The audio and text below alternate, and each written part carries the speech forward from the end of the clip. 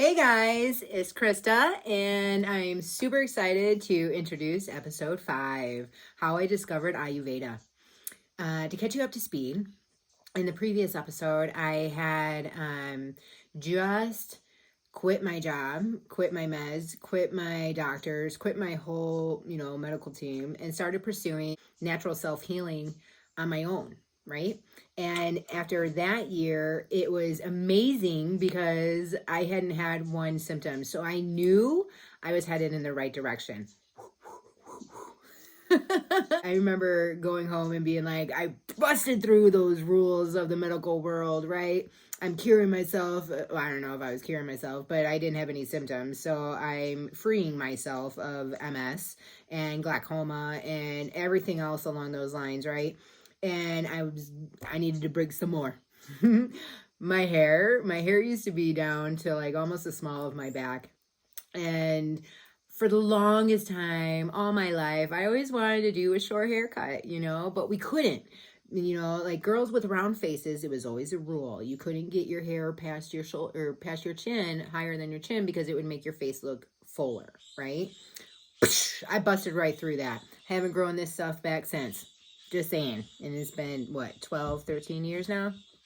So, now let's fast forward. It's been a couple of years, and now I'm in a rocky time of my marriage, right? I'm actually attending 4 Al-Anon meetings a week, and I met some beautiful souls in those meetings, and a lot of them are still friends today. And they knew that I was super gung-ho about energy, right? Like everything that, I had self-taught myself, read about, whatever. Everything kept pointing to energy and the flow of energy and everything along those lines. So I was incredibly intrigued. Heck yeah, I'm going to that class.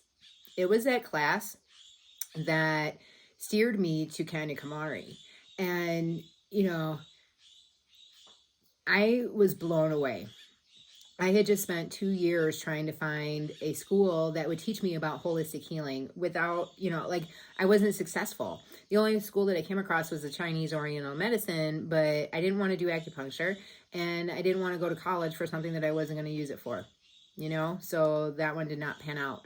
So here's this school, right? And I remember going home and I'm checking it out online and everything. And I'm like, oh my gosh, this is up my alley, right? And I went ahead and enrolled. Ego's coming in. Oh, like Krista, don't you remember high school or even before high school, right? All those years of being bullied because you were the fat kid. Don't you remember your 2 days of college? You got laughed out of your writing class. Because I had never been on the internet. Oh, and then the fact that, I'm 35 and I'm going to college, so that age thing is hitting hard. But I didn't care. That inner pull, that inner feeling of this is my next step was so much stronger than anything that the ego presented to me. It did make me nervous, but my first day, everything went so smoothly. I remember sitting down and the first thing we did was meditate. I was like, what is going on? I remember sitting there thinking like, holy cow. 1, I had never meditated before. 2, I sure as heck never meditated in high school. This is going to be different, right? And it sure as heck was. That first year, I had learned so much about myself. And now I'm a person that I consider myself, I pretty much know who I am, right? And I'm sure you do too. However, the knowledge that they put on you from Ayurveda's perspective is insane, and insane good. I'm just saying. And what's really awesome is that like the negative traits, you can adjust that with the foods that you're eating. That blew my mind. The other big things that like I discovered.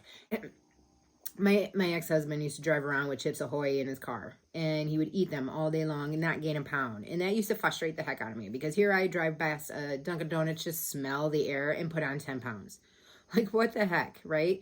And it made complete sense as to like during my pregnancy when in my 9th month I was really big. I was already 200 pounds. I mean, I was already big, but I mean, of my belly was larger than normal or as expected. So they ran in the emergency ultrasound, determined it was just water weight, right? It wasn't the baby that was going to be huge.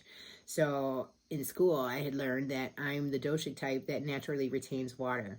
So it made absolute sense, right? My whole life was passing through. Every day I would have class. Every moment I would learn something. And I just had this running replay of my entire life. And I could pull out these situations that I was just like, oh my God, that makes so much sense as to why that happened. That makes so much sense how that happened. And, you know, like just everything was making sense. I mean, how many times have you felt crazy, right? Or you just were left not knowing? And, you know, like, it sucks. It sucks. I'm not gonna lie, you know, because I mean, what can you do about it? Nothing. You know, you just keep moving forward. But Ayurveda actually has answers, and it was blowing my mind. You know, all of this happened because I followed my intuition. I followed this pull that I had. I followed this knowing, the wise guy inside, the divine, whatever you want to call it. You know, I call it the intuition, your intuition, my intuition. We all have one. And, you know, it all happened because I followed it. I followed it when I quit my meds. I followed it to the school. I followed it, well, when I left my husband. I followed it here to Costa Rica. You know, like I didn't, this wasn't part of my plan. I wasn't supposed to be here until my retirement years, much older. But here I am today, right? And that wasn't because of me. Not by any means.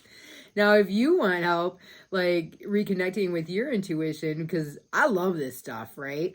This is kind of my jam. It is my jam. So if you want help connecting with yours or feeling yours, working with yours, I mean, I used to win poker games when I was first learning how to use my, this is a whole nother conversation. But if you want help reconnecting with yours, let me know, because it's my specialty, you know, just saying. In the next episode, we're going to talk about, I'm going to share with you how I went into energy healing while I was at school. And that part, oh my gosh, it was like being reborn again. Because I mean, that's what brought me to Kanyakumari to begin with, right? So I can't wait to share that with you. Until then, I hope you take away the importance of listening to your intuition. I understand how scary that can be sometimes. Completely understand. Especially when you can't see what it's going to look like on the other side, or you know who's going to get lost in that whole thing, or you know, you just don't know the uncertainty that's involved. But I cannot stress enough, listening to your intuition, it will not steer you wrong. It won't ever. So on that note, I'm going to wrap this all up and say I'm super excited to see you for the next episode. Mwah.